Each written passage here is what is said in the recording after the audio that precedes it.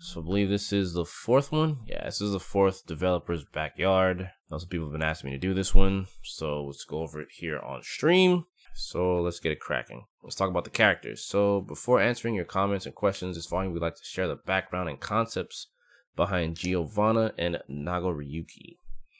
So let's see. Let's talk about Gio. She's an officer in the Special Operations Unit that protects the President of the United States. Shibzanov? She's careful with the words. This child just cuts into like who she is. During battle, she allows her wolf spirit companion Ray to possess her and amazes her opponent with inhuman speed. So the wolf is meant to speed up. Alright, that's cool. That's cool. That's cool. She's Brazilian, South American girls. Okay, I am also South American. I am with that. Dislikes the smell of cigarettes and alcohol. This is how I know I can vibe with this chick. That's how I know it's a vibe. That's a whole vibe. Despite working as a Special Forces officer, the President of the United States, she comes off as lazy due to the unique environment she grew up in. She can also be a bit lacking in social skills at times. However, as mentioned in her profile, she's actually a very kind person. So she's socially awkward, and the wolf is her companion that helps her keep the social awkwardness away, is what I'm guessing.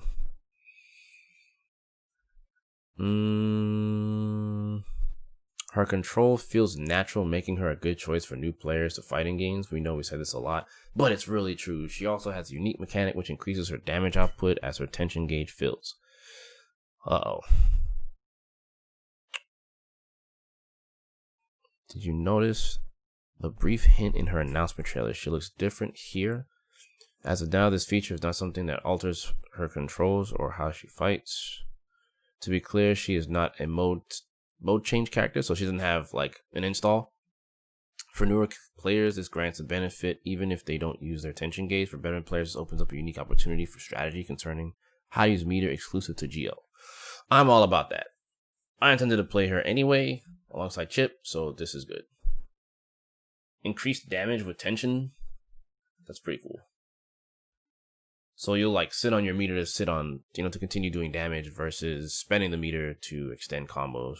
So that kind of makes her, that might make her combo short and sweet, and damaging. And if you want to extend, you spend the extra bar to basically her combos will be damage heavy, like it'll be front loaded basically.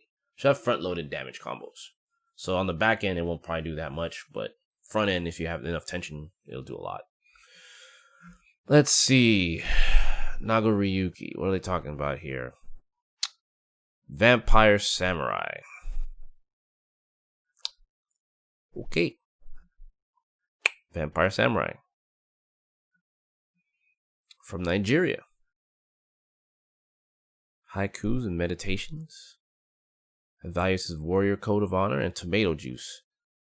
I knew me and this character were not supposed to get along because I freaking hate tomatoes. Dislikes insincerity, world desire, and crabs. Yeah, we definitely... Nah. I can't. Crab is godlike. Especially when made correctly. Let's see. Normal Vampire Samurai, whose vampiric blade delivers devastating blows. As you can guess from his appearance, he's a power hitter whose attacks deal heavy damage. Alright, this is a lot of stuff that we don't already know.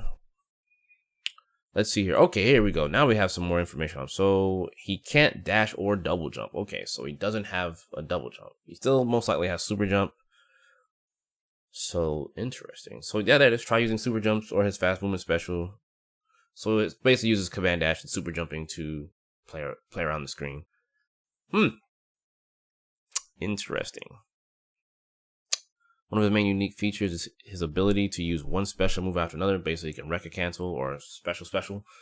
This allows him to launch an incredibly strong offense. Each time he uses a special move, however, he begins to thirst for blood, meaning the blood gauge fills up. The gauge filling up grants some benefits. Such as increasing the range of some of his normals. However, when it reaches max, Nagoriyuki goes berserk and forcibly switches into the blood rage state. Okay. The animation as he enters this state leaves Nagoriyuki vulnerable to painful counterattack. Oh ho ho! So if he goes into berserk mode, you can punish him for going into berserk mode? Say less. Say less, Arxis. Say less. Let's see here. Landing his command grab special move, Blood-Sucking Universe. What a name. What a name. No problem, no problem, no problem. Blood-Sucking Universe. What a name for a special move. That's a name for a command grab? Bruh. Who named these moves? Anyway, it causes the gauge to continuously decrease for a set amount of time. This means you can keep up your offense for longer than usual. During the Blood Rage state, Nagoriyuki can't use special moves and takes damage. Whoa. On the other hand, his normal moves range improves greatly and he gains access to an exclusive overdrive. This right here is this is kind of sus. During the live stream, pro gamer Goichi played Nagoriyuki. He pulled off truly impressive moves despite only having 2 days to practice. Be sure to check it out if you haven't already. I feel like Nagoriyuki is pretty simple. And like, on a base level, it doesn't seem like you need to really... Obviously, learning how to manage the blood gauge is probably going to be the thing. That's pretty much what his deal is. But I don't feel like Nagoriyuki is going to be that technical of a character. He seems pretty simple. But that seems to be the case for this game in general, right? They're trying to keep things manageable. We're working to have Giovanna Nagoriyuki playable in the arcade version pre-release test for Japan only. And pre-release playable demo open beta test for consoles planned for early 2021. Please hang on until then. Okay, so real quick, what I will say, this arcade version, Sega just announced that they're closing down their arcades in Japan. This seems like a humongous waste of money, if you ask me. I don't think it's a good financial decision. But let's see what these questions are. Has the ranked match system really been removed? There is no ranked match mode. That function is now fulfilled by the online lobbies. There are separate lobbies, one filled with multiple levels that have restrictions based on the player skill level, and one with no restrictions that anyone can enter. We'll discuss player matches elsewhere. Our goals with the previous ranked match system were as follows. Players match with different players depending on their skill. Players can practice in training mode while waiting for a match. Players feel motivated to improve because they get evaluated based on their skills and match results. These goals will be met by the online lobby. Our reasoning behind including it in other modes. Our reason behind including it in another mode is that we want to avoid the player base being split between different modes. By doing it this way, the players will congregate in one mode, making it easier for everyone to enjoy matches with players close to their skill level. With previous titles, there was a tendency for players to gravitate towards modes that didn't impact their ranking until they improved at the game. We want all players who pick up Strive to be able to enjoy playing matches online, so we prepared features that make it possible for everyone to match with players close to their skill level. One of our concepts for Strive is to make a game that is fun to play whether you get deeply into it or not, both online and offline. While the game has mechanics worth delving into, such as deep techniques and mechanics intended for advanced players, having a matching system that pairs players appropriately means that players of all skill levels can learn how fun fighting games can be. I actually agree with that. I agree with. And I've been saying it, like, I think that not having ranked match is okay. It's not that important. Like, they're acknowledging that ranked is not important. And I think that's the smart way to go about it. I think having ranked is good, but at the same time, it's not that it's not that crucial. They want people to play the game. They want people to play. They don't want people to feel like they can't play. They don't want to have people feel like they're excluded because they're not good or for any reason why they can feel discouraged. So I think it's a good thing to not have ranked in particular. I mean, they could always add ranked mode, but I mean, let's just be honest. Like, no one plays that shit in any Arxis game. Like, nobody. Sure, there's gonna be those super duper like tryhards that be like, yeah, dog, I play ranked. But ultimately, that's like the first month to maybe 3 months of a game, and then like after that, no one plays that shit. Everyone just goes and plays in like lobbies and player matches, and like that's that. Because everyone values like the long set And I think that that's what they're trying to like say here, is that they value like the long set, and they think players will get more out of playing longer sets and not having like the pressure of like, oh, I'm going to lose points. Because let's be honest, there's a lot of people who do play fighting games who do get like, let's say they just so luckily happen to make it high rank and they start losing points. They start feeling like anxiety, you know? There are people that are like that, and I know people who have been like that. So this is actually like smart, you know? You just want something like quick play, too shy for lobbies. I mean, you should still make it a point to try to do that. Will there be a ranking system or other similar system in Strive? I don't know why they chose the same question twice here, but whatever. There's a system that restricts the lobbies players can enter based on their skill level. While similar to the previous ranking system, this is a renewed version of the prior concept. They just mentioned this in the previous question. Why they picked this a second time? Anyway, as mentioned earlier, our goal is to provide a fun experience for a wide variety of players. Our goal is to solve the issue of players avoiding matches due to being overly concerned about the fluctuation of points. I just said this right now. I just said this without even knowing this was here. You know, they want players to be not concerned about the fluctuation of points or maintaining their win ratio. Players can then enjoy matches with others close to their skill level, creating a situation where they don't lose anything even if they don't win a match, and can avoid matching with players at a different level. We felt the previous system didn't accomplish this. We felt it was necessary to attempt something new, such as merging the modes. We've also included systems other than points so that your floor placement is determined not only by the results of your matches, but by the contents of the matches as well. Alright. The console version of Excerpt player rankings were only affected by ranked matches. Oh lordy. Still the same questions. Dude! What are these same questions? What are these same questions?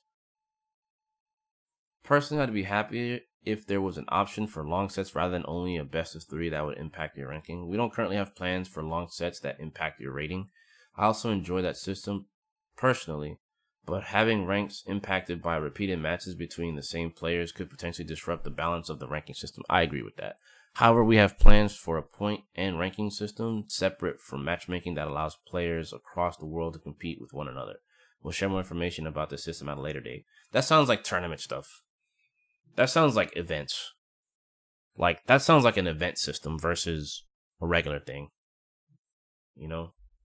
I think that's okay.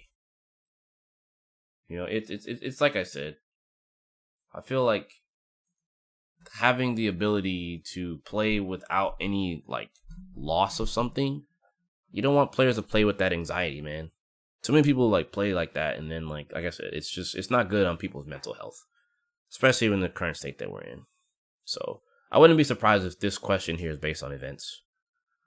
Let's see, question 4. In the previous game, I felt there was an issue where too many players reached the highest rank, and those players would stop playing ranked matches. Do you have any thoughts on this? Oh Lord, there's a special floor in Strive only for players with truly top-class skills. This floor has a special system where players lose the right to enter unless they maintain a certain record within a determined time period. We designed it so that players can feel proud if they manage to reach and maintain their position at the top level. Basically, challenger, master rank, if you will. So that's fine, I guess. Doesn't seem like it's too bad of a thing. Question 5. What are the plans to ensure people can match and rematch as quickly as possible after booting up the game? It's possible to wait for a match in training mode under conditions set by the player going from the main menu without having to enter the lobby screen. Cool. I like that. After the match, players return to training mode without a loading screen, making it possible to begin searching for the next opponent quickly. This means that players who want to get in as many matches as possible, as well as those who don't enjoy moving around in lobbies, can use this feature to play stress-free. That would be me. I would sit in training mode all day long waiting for the next game. I have no problem with that. That's good. This is good. I think that's one of the more important things for a fighting game, is to be able to play training mode while waiting for games. Because it lets you like practice stuff on the fly. And I mean, that's most fighting games right now. You know, Dragon Ball, Street Fighter has it. This game is going to have it now. I know you can play in training mode in the lobby when you play like a player match in Guilty Gear, but it's not waiting for a match. I mean, it technically is waiting for a match, but it's a separate thing, right? Like you can play training mode while being in that player match lobby. So I forget if BB Tag has it too, but whatever. Bottom line is it's gonna be here, and that's a good thing. That's a good thing.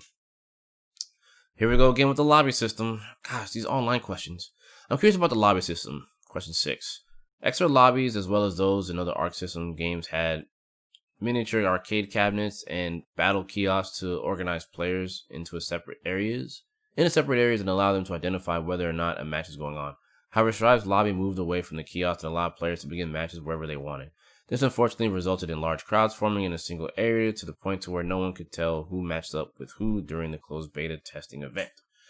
May I ask, what was the idea behind allowing players to freely match up anywhere?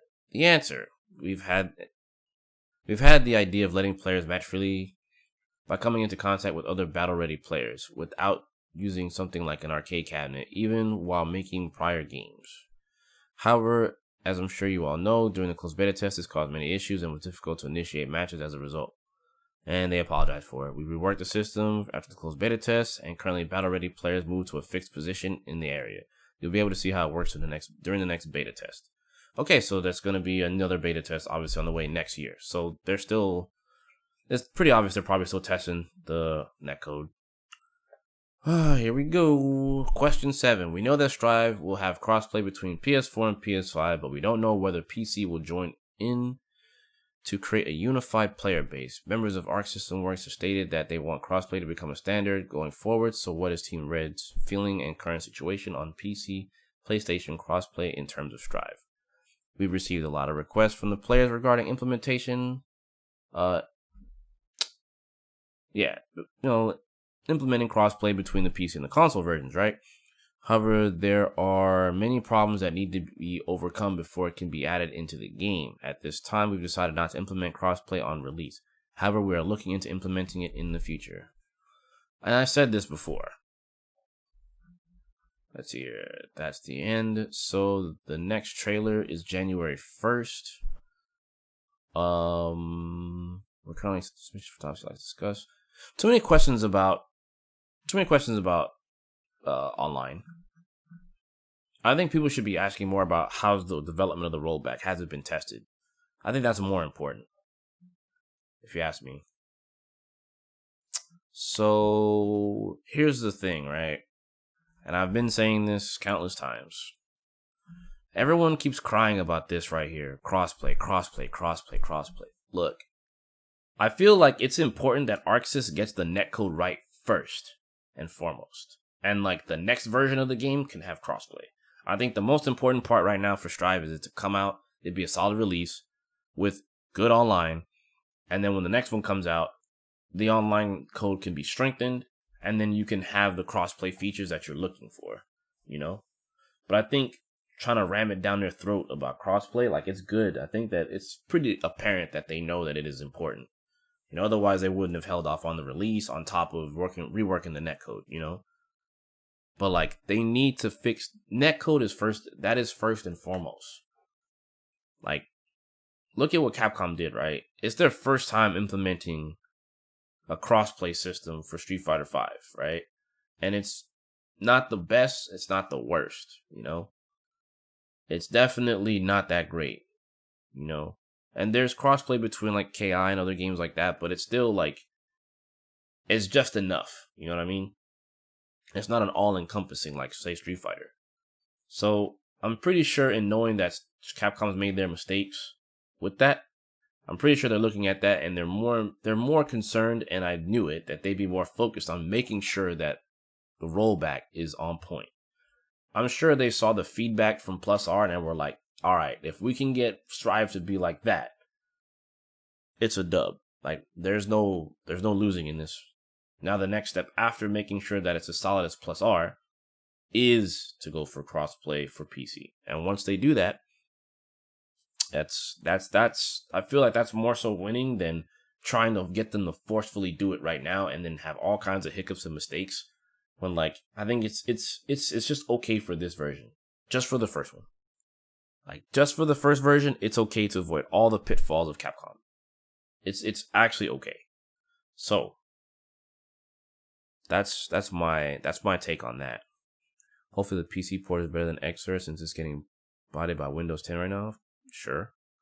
I think they're being mindful of the mistakes that Capcom made with Street Fighter 5. Yeah, of course. I think that's the biggest thing. Like, that's the most important part. Don't make the same mistakes as your predecessors. So the fact that they're conscious of that, I think that's very important. There are some things I did want to touch on here. Before I close out. I just think people need to I guess at the end of the day, I think people just need to jump off the whole rank system. Just get over it. I think it's more important to foster the player base and make people feel all inclusive than rank.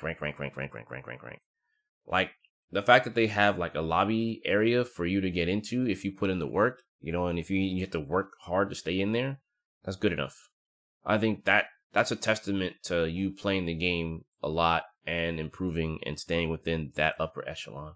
And if you fall from grace, then you gotta get back in there, So I think that's a good enough system to keep you playing for like if you're aiming to be like that good at the game, and there's like a challenger rank for you to play in amongst other players of that caliber, then I think that's fine. Like, and if you lose it, you got to fight to get back in there. That's fine. I think that's better than like forcing like a ranked system that people don't care for. Like, people just don't care for it. At the end of the day, I think this is a dub. Like I said, I'm more concerned about them actually testing out the netcode and telling us what's happening with the netcode. Like, the good thing is there's fast load times that they're saying you get back into training mode, so forth and so forth. So this is good. So yeah, that's Developer Backyard 4. I don't think there's much else to cover here. So with that being said, I'll provide a link in the description below if you want to check it out for yourself. And yeah, that's gonna do it for this one.